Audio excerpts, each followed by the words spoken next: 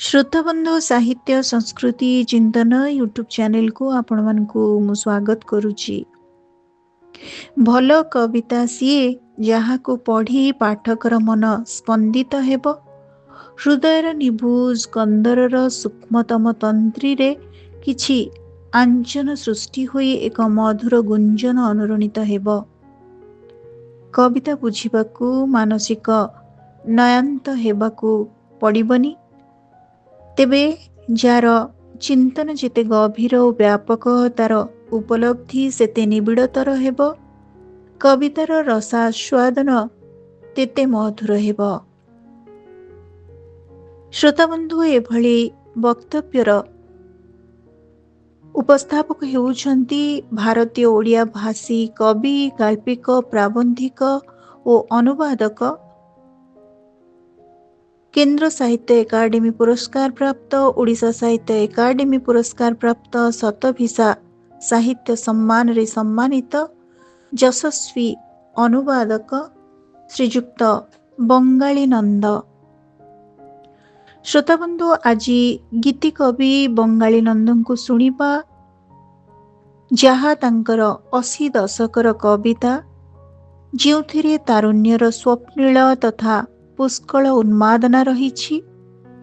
आषाढ़ भसा बादल छंदरे राका रजनीर निसंग जह्नर छाईरे, बसंतर मतुआला दक्षिण पवनर स्पर्शरे अहेतुक सिहरण सृष्टि हेउथला एवं एई अनुभव को नहीं जड़े तरुण कविर प्रमत्त मन किभली गीति कविता रे निमग्न होइथिला ताकू आमे सुनिबा।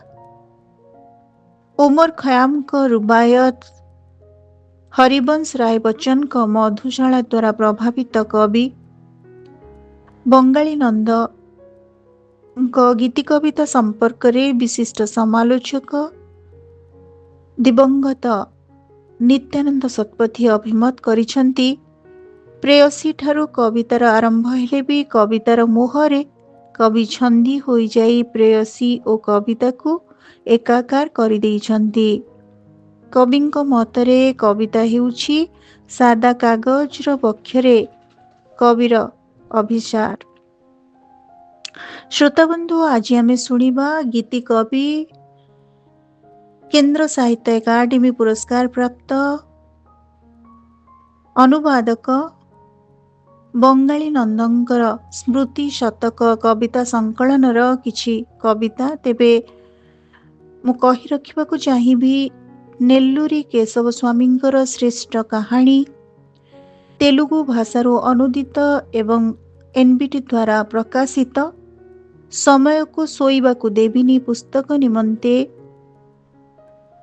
विशिष्ट अनुवादक बंगाली नंद 2023 रो केंद्र साहित्य एकाडेमी पुरस्कार प्राप्त होइछंती।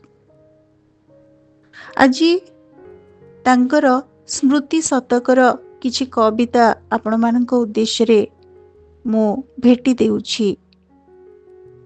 कवि बंगाली नंद स्मृति शतक कविता संकलनर कवितारू आपण मानक उद्देश्य रे कवि बंगाली नंदंक तारुण्यर उच्छ्वास को आपण मानक उद्देश्य रे मु उपस्थापन करुछि। दुखर बोझ बोही बोही जेबे अणनिश्वास हेब, दुखर बोझ बोही बोही जेबे अणनिश्वास हेब, सेतेबेले स्मृति सिंधुक खोली थरे मो कथा भाबिब। नैराश सुए जाउथिले भासी धरी मो कविता तरी, कूल संधान करी बसिथिरे सांत्वना अछि भरी।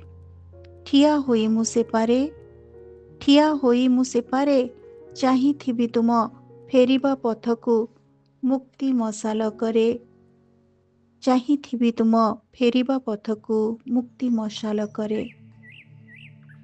पढ़ी पढ़ी मोर कवितारे तुमे न पाइले सुरा गंध, गाऊ गाऊ मोर गीतरे हठात हराई बसिले छंद।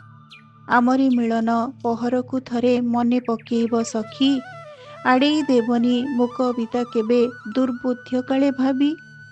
ପଶି ସେ ଗଭୀର ଜଳେ ପଶି ସେ ଗଭୀର ଜଳେ ସନ୍ଧାନୀ ନେବ ମୁକ୍ତାର ଖଣି ଶାମୁକା ଖୋଳପା ତଳେ। ସନ୍ଧାନୀ ନେବ ମୁକ୍ତାର ଖଣି ଶାମୁକା ଖୋଳପା ତଳେ। ଦିଗ୍ବଳୟର ସେପାରିରେ ଦେଖ ହସୁଅଛି ନୂଆ ରବି। ଦିଗ୍ବଳୟର ସେପାରିରେ ଦେଖ ହସୁଅଛି ନୂଆ ରବି। ବନ୍ଦନା ତାର ଉଚ୍ଚ କଣ୍ଠେ ଗାଏ ମତୁଆଲା କବି। ଉନ୍ମୋଚି ଧରି ହୃଦୟ ଦୁଆର କରଇ ତା ଆବାହନ। ଐକ୍ୟ ଶାନ୍ତି ନାଗରା ବଜାଇ ଗାଏ ମଙ୍ଗଳ ଗାନ। ମିଳାଓ ଗୋ ତୁମ ହାତ ମିଳାଓ ଗୋ ତୁମ ହାତ ସ୍ୱର୍ଣ୍ଣମୟ ସେ ସକାଳର ପାଇଁ କରିବା ସବୁ ପ୍ରସ୍ତୁତ। ଶ୍ରୋତାବନ୍ଧୁ, ଆଜି ଆମେ ଶୁଣୁଛେ ବିଶିଷ୍ଟ ଅନୁବାଦକ କିନ୍ତୁ ଜଣେ ଉଚ୍ଚ କୋଟିର ଗୀତି କବି ଶ୍ରୀଯୁକ୍ତ ବଙ୍ଗାଳୀ ନନ୍ଦଙ୍କ କବିତା ସଂକଳନ ସ୍ମୃତି ଶତକରୁ କିଛି କବିତା। ଏ ସମାଜ ଗତିରେ ମୋ ପାଦଚିହ୍ନ ନିହାତି ନିର୍ବୋଧ। ଏ ସମାଜ ଗତିରେ ମୋ ପଦଚିହ୍ନ ନିହାତି ନିର୍ବୋଧ। ମୁଁ ତେଣୁ ସେମିତି ଅଛି ନିର୍ବିକାର ଆଜି ବି ଏକାକୀ। ଆହତ ବୁକୁରେ ମୋର ଉଠେ ଭାଙ୍ଗେ ଅନେକ ଜୁଆର। ମୋ ଭିତର ଆତ୍ମୀୟ ଚେତନା ଏ ମରୁରେ ଯାଏ ସବୁ ହଜି। ସଂଗ୍ରାମୀ ମୁଁ ନୁହେଁ ପଳାତକ ସଂଗ୍ରାମୀ ମୁଁ ନୁହେଁ ପଳାତକ ଖୋଜେ ବ୍ୟାପ୍ତ ଭୂଇଁରେ ଜଣେ ଖାଲି ନୀଳିମା ଗ୍ରାହକ ଜଣେ ଖାଲି ନୀଳିମା ଗ୍ରାହକ। ଅନେକ ସ୍ୱପ୍ନର ଢେଉ ବିକ୍ଷୁବ୍ଧ ମୋ ମନର ସାଗରେ ଅବା କେବେ ହସେ ଜହ୍ନ ବିସ୍ତୃତ ଏ ନୀଳ ଆକାଶରେ। କ୍ଳାନ୍ତି ଅବସାଦ ଫିଙ୍ଗି ଅତୀତର ନିର୍ଜୀବ ପ୍ରାଙ୍ଗଣେ ଯାଏ ମୁଁ ଆଗକୁ ମାଡ଼ି ନିର୍ବିକାରେ ତୁମରି ସନ୍ଧାନେ। ତୁମର ଏ ଐକାନ୍ତିକ ପ୍ରେମ ଜଗାଇ ଦିଏ ଅଲକ୍ଷେ ଛାତି ତଳେ ଜୀବନ ସ୍ପନ୍ଦନ। ତୁମର ଏ ଐକାନ୍ତିକ ପ୍ରେମ ଜଗାଇ ଦିଏ ଅଲକ୍ଷେ ଛାତି ତଳେ ଜୀବନ ସ୍ପନ୍ଦନ। ସମାଜର ଚଳଣୀରେ ବୀତସ୍ପୃହ ଏ ମୋର ଜୀବନେ ସମାଜର ଚଳଣୀରେ ବୀତସ୍ପୃହ ଏ ମୋର ଜୀବନେ। କଲମ ଧରେ ମୁଁ ଯେବେ କିଛି ଏକ ନୂତନ ସୃଜନେ ଅଚାନକେ ଆସି ତୁମେ ରୂପନୀୟ କବିତାରେ ମୋର ଏକାନ୍ତ ପ୍ରାଣର ଭାଷା ଲେଖେ ଖାଲି ତୁମ ସ୍ମୃତି ଗାନେ। ସୀମାହୀନ ଆକାଶର ତଳେ ନାନା ବର୍ଣ୍ଣ ସ୍ୱପ୍ନ ମୋର ସୀମାହୀନ ଆକାଶର ତଳେ ନାନା ବର୍ଣ୍ଣ ସ୍ୱପ୍ନ ମୋର ଢେଉ ଖେଳେ ଚକ୍ଷୁ ଉପକୂଳେ ଢେଉ ଖେଳେ ଚକ୍ଷୁ ଉପକୂଳେ। ଖୁବ୍ ସୁନ୍ଦର କବିତା କବିଙ୍କର। ଆଉ ଏକ ପଦ, ମୁଁ ଏକ ଭିନ୍ନ ମଣିଷ ମୁଁ ଏକ ଭିନ୍ନ ମଣିଷ ଜାଣେ ନାହିଁ କିବା ତୁମ ସମାଜ ନିୟମ। ଖାଲି ମୁଁ ଜାଣେ ଏତିକି ଭଲ ପାଇବାଟା ଭଲ ଗୁଣ। ଖାଲି ମୁଁ ଜାଣେ ଏତିକି ଭଲ ପାଇବାଟା ଭଲ ଗୁଣ। ହୁଏତ ଏ ପୃଥିବୀଟା କହିପାରେ ମୁଁ ଏକ ପାଗଳ କିନ୍ତୁ ମୁଁ ପାଇବି ଭଲ ଯିଏ ମୋତେ ପାଉଥିବ ଭଲ। କହ ଅବା ସ୍ୱାର୍ଥପର ମୁହିଁ ବଡ଼ ଲୋକ ବୋଲି କେହି ତାକୁ ତ ମୁଁ ଭଲ ପାଇବିନି। କହ ଅବା ସ୍ୱାର୍ଥପର ମୁହିଁ ବଡ଼ ଲୋକ ବୋଲି କେହି ତାକୁ ତ ମୁଁ ଭଲ ପାଇବିନି। ଫୁଲର ଏ ସହରରେ ଆକାଶର ଆଦିଗନ୍ତ ସାମିଆନା ତଳେ ଫୁଲର ଏ ସହରରେ ଆକାଶର ଆଦିଗନ୍ତ ସାମିଆନା ତଳେ ଉଡ଼ି ବୁଲେ ଅମାନିଆ ପ୍ରଜାପତି। ଡେଣା ତାର ପଡ଼େନା ତ ଥକି ଛାତିରେ ଛାତିଏ ଆଶା ଆଖିରେ ତା ସପନର ଅସଂଖ୍ୟ ଜୁଆର। ଫୁଲରୁ ଫୁଲକୁ ଉଡ଼ି ବିମୁଗ୍ଧ ସେ ମେଲଣ ଛଟା ଦେଖି ଦେଖି ପବନର ମିଠା ମିଠା ଗନ୍ଧ ଟିକି ଟିକି ଡେଣାରେ ତା ସୃଷ୍ଟି କରେ ନୂଆ ନୂଆ ଛନ୍ଦ। ପବନର ମିଠା ମିଠା ଗନ୍ଧ ଟିକି ଟିକି ଡେଣାରେ ତା ସୃଷ୍ଟି କରେ ନୂଆ ନୂଆ ଛନ୍ଦ। ସେମାନେ କହନ୍ତି କବିତା ସବୁ ମୋ ଦୁଃଖର ଲୁହରେ ଲେଖା ସେମାନେ କହନ୍ତି କବିତା ସବୁ ମୋ ଦୁଃଖର ଲୁହରେ ଲେଖା। ଆଉ ବି କହନ୍ତି ଜୀବନର ମୋର ପ୍ରଣୟ କୁଜ୍ଝ ଟୀକା। ସତ ଆଉ କିଛି କଳ୍ପନା ମିଶି କବିତା ଜନ୍ମ ନିଏ। କବିତା ଲେଖିକି କବିଟିଏ ସଦା ଅପନିନ୍ଦା ହିଁ ସହେ କବିତା ଲେଖିକି କବିଟିଏ ସଦା ଅପନିନ୍ଦା ହିଁ ସହେ। ଲେଖକ କହେକି ସବୁ ଖାଲି ନିଜ କଥା ଲେଖକ କହେକି ସବୁ ଖାଲି ନିଜ କଥା। ସମାଜ ଚକ୍ଷୁ ସାଉଁଟି ଥାଏ ସେ ହସ ବିଷାଦର ଗାଥା ସମାଜ ବକ୍ଷୁ ସାଉଁଟି ଥାଏ ସେ ହସ ବିଷାଦର ଗାଥା। କବି ବଙ୍ଗାଳୀ ନନ୍ଦଙ୍କର ସ୍ମୃତି ଶତକ ସତରେ ସ୍ମୃତି ଭିଜା ତାଙ୍କର ଅନେକ ଅଧ୍ୟାୟକୁ ଏଠି ଜୀବନ୍ୟାସ ଦେଉଛି କବିତାର ପଦ ମାଧ୍ୟମରେ।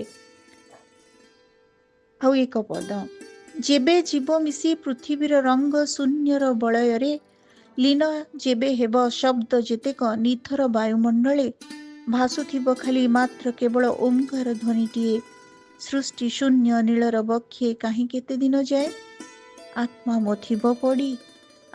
ମୋ ଥିବ ପଡ଼ି ସେଇ ସମୟରେ ଶୂନ୍ୟରୁ ତୁମେ ଆସିବ କି କାଳେ ଉଡ଼ି ସେଇ ସମୟରେ ଶୂନ୍ୟରୁ ତୁମେ ଆସିବ କି କାଳେ ଉଡ଼ି। ଖୁବ୍ ସୁନ୍ଦର ଅନୁଭବ ଏବଂ କବିଙ୍କର ବ୍ୟାକୁଳତା ଅନ୍ତସଲୀଳା ଫଲ୍ଗୁ ପରି ପ୍ରେମ ତାଙ୍କର ଏବଂ ଯାହାକୁ କି ସେ ଆୟତ୍ତ କରିବା ପାଇଁ ଚେଷ୍ଟା କରିଛନ୍ତି ଅତି ମାତ୍ରାରେ, କିନ୍ତୁ ହୃଦୟର ଆବେଗ କ'ଣ କେବେ ହେଲେ ଆୟତ୍ତ ହୁଏ କି? ତେଣୁ ଶବ୍ଦ ଛନ୍ଦ ତୋଳିଛି। ଦେଖ ସଖୀ ଦେଖ ମଧୁପ କିପରି ପ୍ରେମ ବିଭୋରେ, ଦେଖ ସଖୀ ଦେଖ ମଧୁପ କିପରି ପ୍ରେମ ବିଭୋରେ, ଚୁମ୍ବନ କରେ ବଧୂଲି ଅଧର ଉନ୍ମାଦରେ, ଅକସ୍ମାତେ କାହୁଁ ଆସି କାଳ ପକ୍ଷୀ ନେଲାଗୋ ଝାମ୍ପି, କୁସୁମ ପ୍ରିୟତ କରିନି ତାର ଅନିଷ୍ଟ କିଛି, ଭଲ ପାଇବା କି ଏଡ଼ିକି ପାପ, ଭଲ ପାଇବା କି ଏଡ଼ିକି ପାପ, ତାହେଲେ ପ୍ରାଣୀର ହୃଦୟରେ କିଆଁ ଜଳାଏ ତାପ, ତାହେଲେ ପ୍ରାଣୀର ହୃଦୟରେ କିଆଁ ଜଳାଏ ତାପ।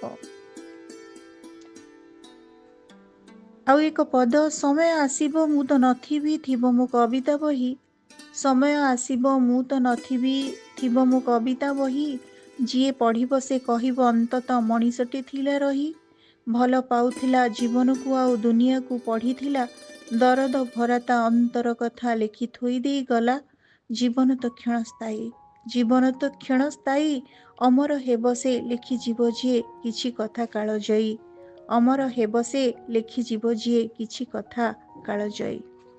ପ୍ରକୃତରେ ଶବ୍ଦମାନଙ୍କୁ ଛାଡ଼ି ଦେଇ ଯିବା ହିଁ ଗୋଟେ କବିର ସ୍ମାରକୀ ଏବଂ କବିଟିଏ ତାର ଶବ୍ଦମାନଙ୍କ ମଧ୍ୟ ଦେଇ ହିଁ ଆଜୀବନ ବଞ୍ଚିଥାଏ।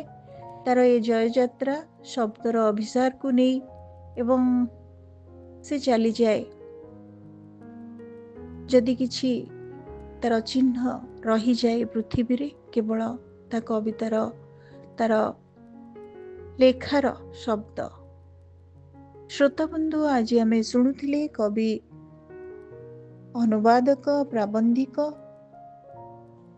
ଏବଂ ଓଡ଼ିଆ ଭାଷା ସାହିତ୍ୟର ଜଣେ ଯଶସ୍ୱୀ